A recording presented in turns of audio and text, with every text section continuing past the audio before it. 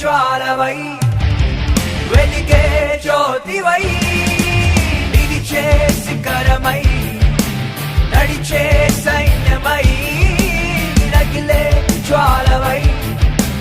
వెలిగే జ్యోతివై మాదిరికరముగా మాకు తోడుగా మమ్మును నడిపిన నీవే మా అన్నగా తండ్రిగా మాకు అండగా మాతో ఉన్నది నీవే